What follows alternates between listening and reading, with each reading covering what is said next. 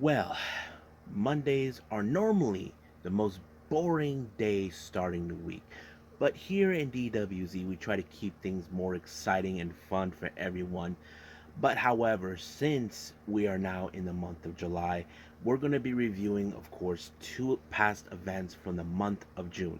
The first one is from Deadlock Pro Wrestling, or as known as DPW, with their much recent event, Tag Festival. So they picked out at least 8 tag teams, and the winners will be not only winning Tag Festival, but also the DPW World Tag Team titles. And then we finally end our last review with the much recent event from GCW MasterMind before they head to GCW versus New South 2.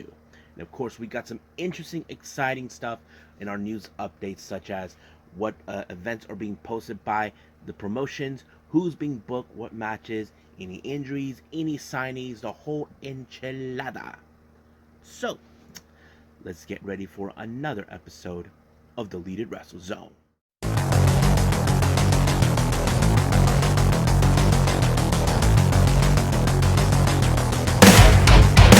Are you ready?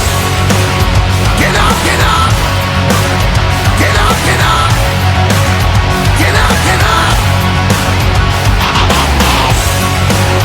Get up, get up! Get up, get up! Get up, get up!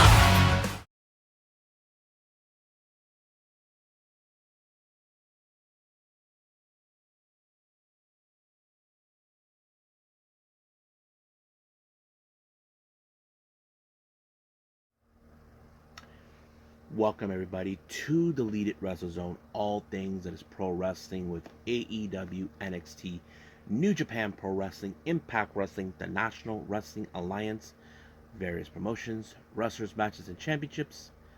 I am your host, Jay Rod here. So, let's begin with our very first review. This is from Deadlock Pro Wrestling Tag Festival.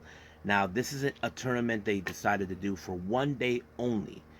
8 teams have been selected, and I think some of you may like it. But however, our the tag team champions will be participating, but they will put the titles on the line in the tournament. Now, in the way this it goes, at the end there will be a 4-way tag match. Now, whoever wins this particular the main event, in fact, not only becomes the first winners of Tag Festival, but also the DPW World Tag Team Champions. So, let's get started.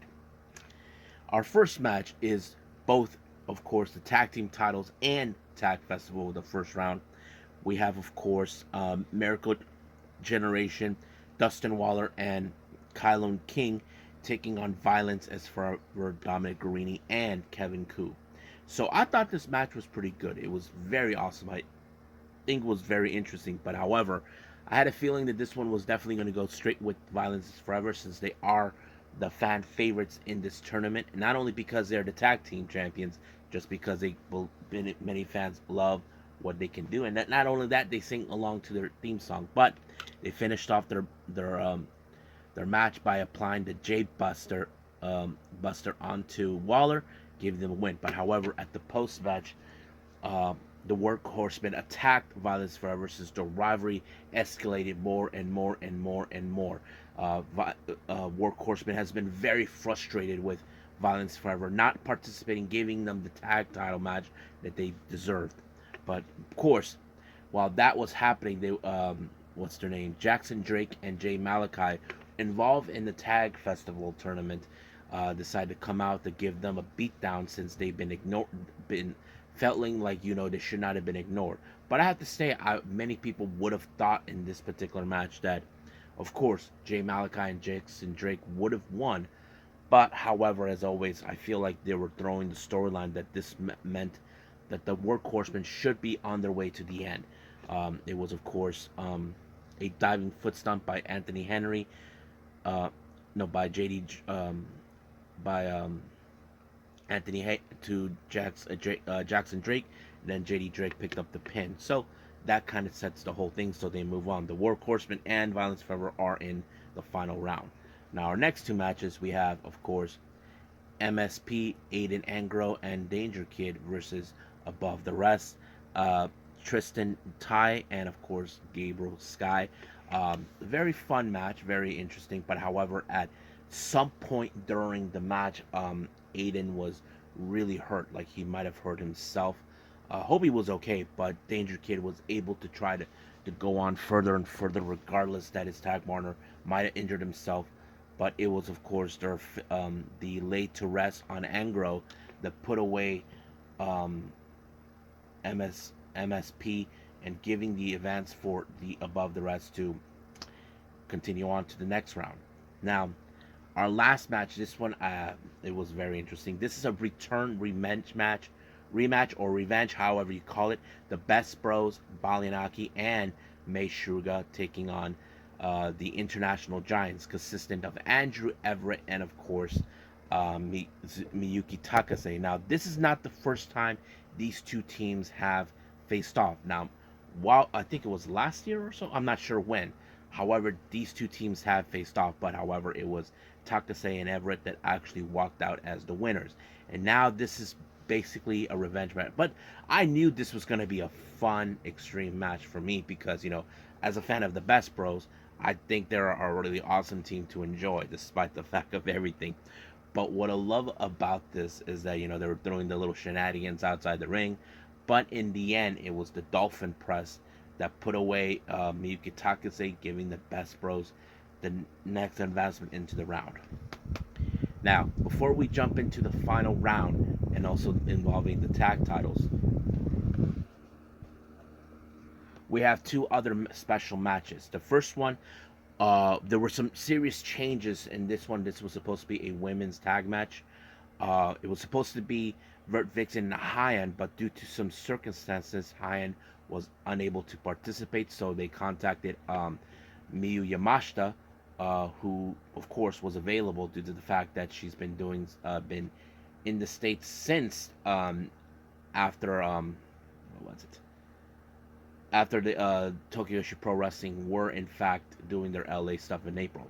But of course, the opposing team originally was supposed to be the Magical Sugar Rabbits, Yuka Sakazaki and Mizuki, but due to this unfortunate circumstances, Sakazaki was unable to participate due to her not medically cleared.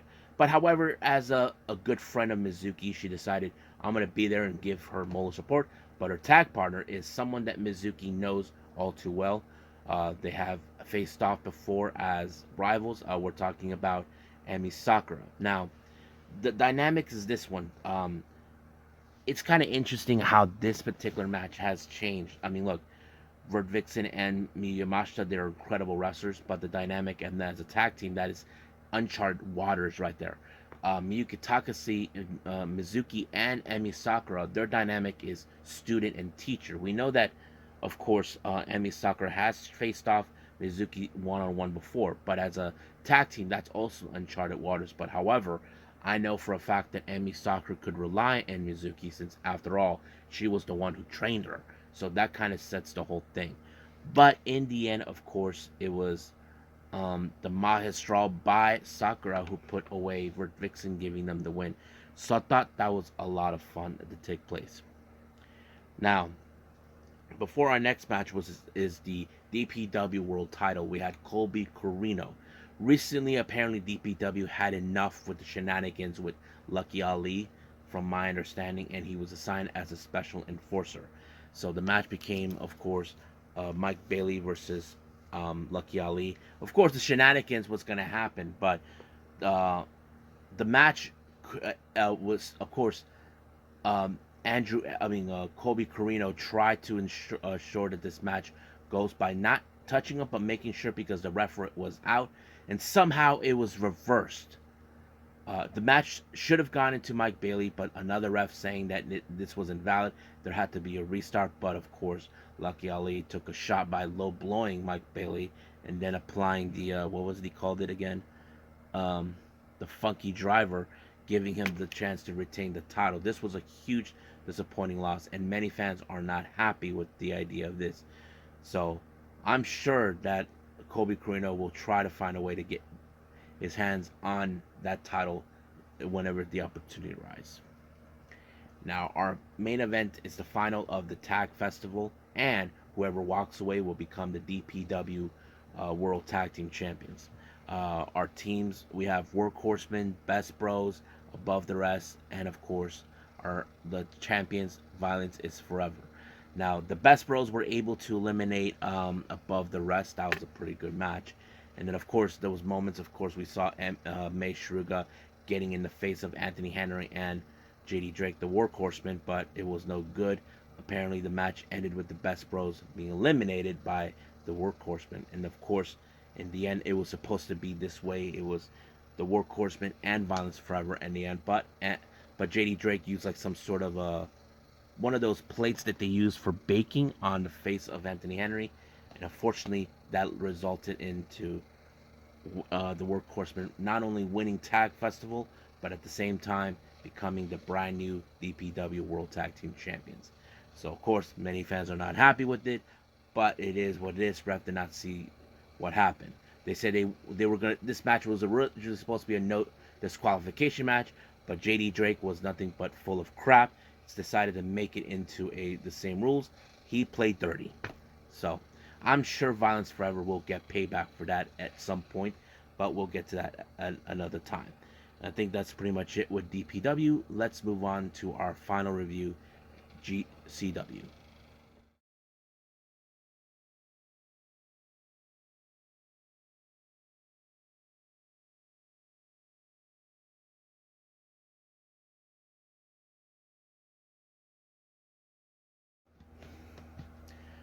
Okay, GCW. This is the MasterMind show that took place in Huntsville on the 24th of June. This is before they do the GCW versus New South, which is the promotional down in Alabama. We'll get started. Our first match, we have Hunter Drake versus Cold Roderick. Now, keep in mind, certain of these matches will be previews before their show, GCW versus New South. Pretty good match, not to add it, but of course it was Cold Roderick who walked out as the victor when he applied the Sebastian something, his finisher. I don't know what they call it very well, but yeah. So that kind of gives it a good preview, but we'll see what happens the following day on this particular one, which of course already happened, but I will review that as well. Our next match, we have Teriyaki taking on Alec Price. Thought it was a real fun match, real interesting for me. Alec Price, to me, he seems like a very interesting wrestler to follow. Now, I initially thought he was about to do that one finisher with the kick, but no, he applied a different way to pick up the win. I don't know if Teriyaki was in fact ready for it, but it did not stop Alec Price to pick up the win that he normally gets. But yeah, that's how it works out. Now, our next match, we have Effie versus Rina Yamashita. This match was going to be a very interesting. There was a moment where, of course, you saw Rina Yamashita grab Effie's crotch, and then, of course, he grabs her little lady business. It was like insane. But, of course, Rina Yamashita, who's been known to do, extreme stuff using chairs, tables, and all that. She brought table, and she used a chair, and she used that as a way to put away Effie by applying the splash mount right on top of him, and it was over right from there. And of course, she made out with Effie right in the middle of the ring. So I don't know how how that turned out for him. Now, our next match, we have a very interesting six-man tag. We have Los Macizos, Miedo Extremo, and Ciclope, along with Jimmy Lloyd. They take on a very interesting duo, Jordan Oliver, Action Mike Jackson, and of course, the leader of the MTK gang, Nick Gage. Now, this was a very interesting match. Look, to be honest with you, having Jordan Oliver, yes, because I know Jordan Oliver, he's a big-time loyal. He has loyalty for GCW and, of course, Nick Gage. But having Action Mike Jackson, that's a different story. If you guys don't know who he is, he's this wrestler who's in his 70s, and he can still do things at his age that normally a younger wrestler would do. So I don't know what was the dynamic, but I have to say it was a very interesting match. But I hope the grandpa was not going to get hurt, because you got three guys who we know in the opposite side These guys will bring in all the toys. We're talking about the chairs, the doors, whatever, anything they can use to cut you open. But the one thing that was so funny, it was, of course, they had Jimmy Lloyd on top of a door, but it was Mike Jackson who picked up the win on him. I thought that was hilarious. So I was like, okay, so Grandpa won the match for his team. I thought that was great. So I thought it was funny. Now, our next match is a death match. We have Sawyer Wreck taking on the Duke of Hardcore, John Wayne Murdoch. So you know this is going to be a bloody, messy match no matter what when it comes to these two, but especially with the Duke himself. So he tried everything in his possible way to dismantle Sawyer in every way possible.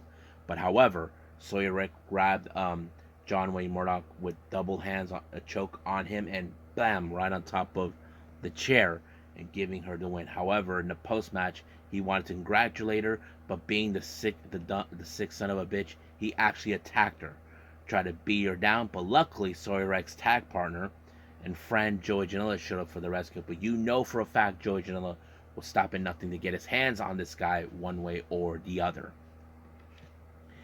Now, our next match, we have, of course, a very interesting one, a preview before the GCW versus New South. We have Team New South consistent of Braden Tomey, Donnie Primetime, Cabana Man Dan, and Brandon William taking on Team GCW, Brogan Finley, but for the record, he's from the area, Starboy Charlie, Jack Cartwheel, and one called Manders. So that kind of was a very interesting. But the one thing that was surprising, Brogan Finley, who was supposed to be part of the Team GC, just turned his back, or he just didn't want to be part of it, or whatever. He actually got away with it, but it did give Donnie Primetime to pick up the win on Cartwheel, giving him. So that sets a whole different story right there. So I don't know what that was about, but I'm sure the guys from GCW will get their hands on Brogan Finley one way or the other. Now, our next match is the GCW World Title. We have Adam Priest versus Blake Christian. Now, Adam Priest was no fool. He attacked Blake Christian right away because, as you know, Blake Christian wants to finish the match as possible because he does not want to be there. He is too scared to lose his title. But Adam Priest brought the fight to him in every way possible. But when, of course, Blake Christian found a way to blind the referee by gouging his eyes by accidentally, he low-blowed Adam Priest and then later powerbombed him, and then, of course, the foot style, the retaining style. Sooner or later, he's going to lose that title to someone who's even more dirtier than him. Now, our last and main event is Joey Janela, the bad boy, taking on Tank. I thought this match was also going to be brutal, but, however, it wasn't that much brutal. Well, I'll skip ahead anyway. Joey Janela picked up the win by applying a diving foot stomp, giving him the win. So that's how it happened on that. So certain matches I did like, certain ones I didn't, but we'll see how it goes on the GCW versus New South. So I don't know when I'll be doing that, but I will be doing it as soon as possible. I think that's pretty much it for now. Let's move on to our final thing, news updates.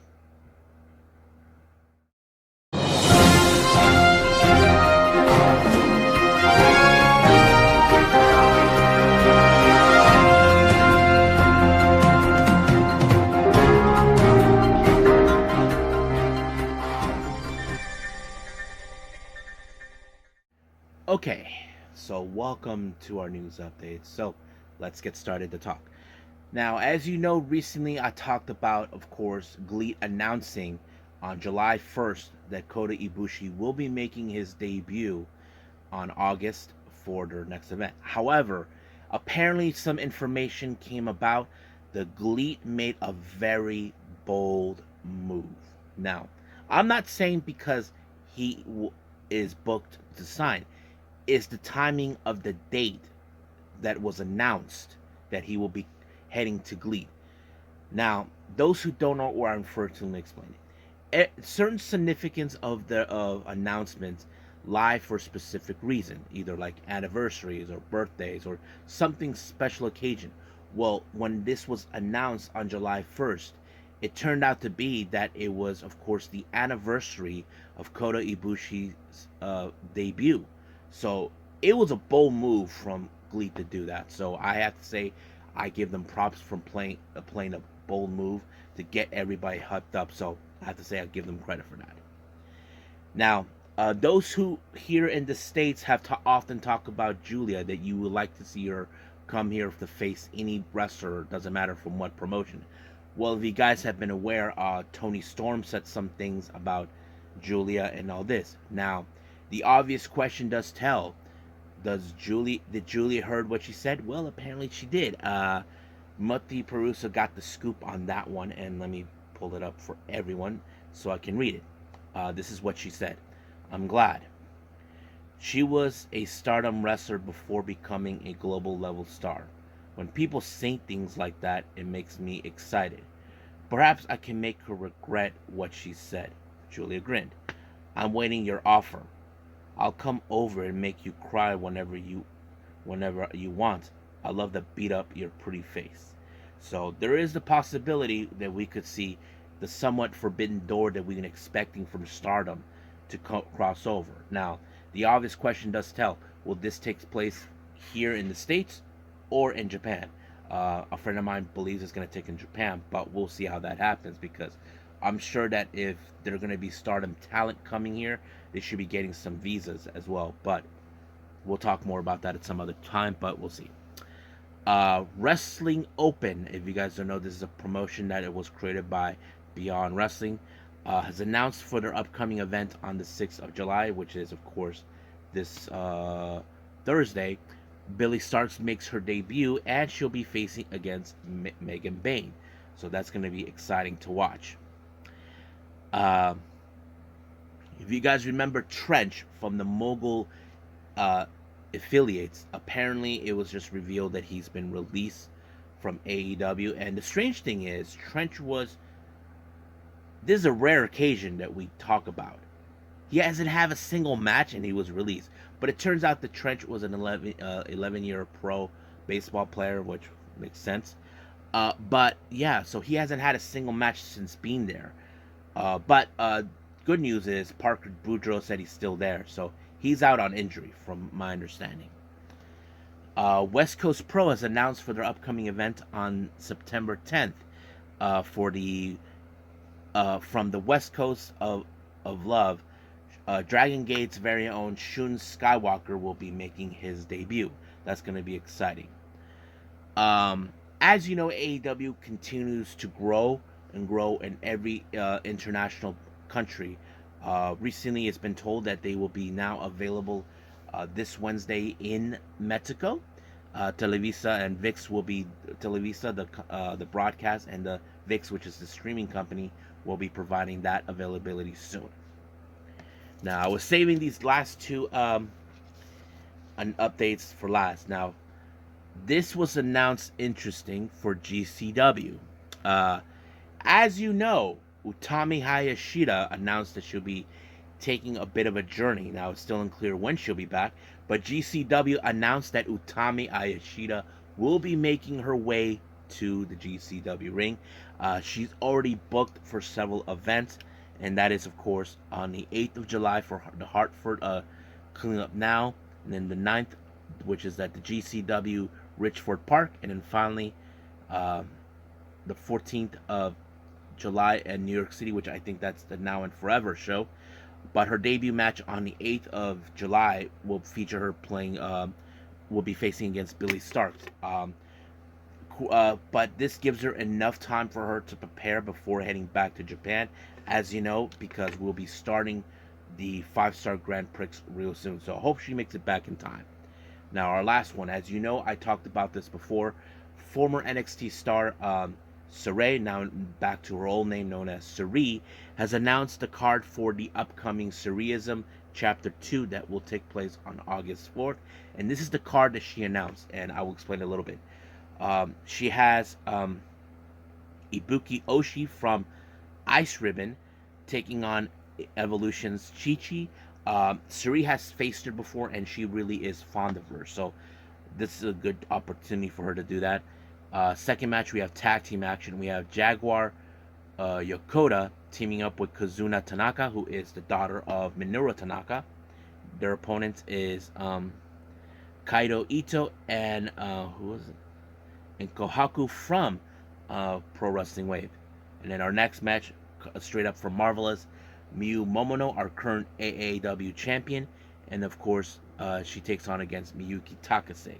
And our main event features, of course, Sareee teaming with the Pirate Princess Kairi, and our opponent is none other than Arisa Nakajima from Seedling, and her partner is Takumi Iroha from Marvelous. So that's going to be an interesting match, and I think we're all going to be excited for that. Now, some of you may ask me, how can I watch this? You don't, but I do follow it, what goes on Twitter, to see what people say about it. So I'll be keeping apprised of this closely, and I'll let you guys know what happens. But I think that's pretty much it for our news updates. I believe it's time to call it a day. Well, I hope everybody enjoys this episode. Coming up, as you know, we have New Japan Strong will be taking their show, the Independence Day, on July 4th and July 5th. This is going to be exciting, so that's going to be part of Tuesday Wrestling. And of course, don't know about NWA. NXT, I know for sure we definitely will be talking about that.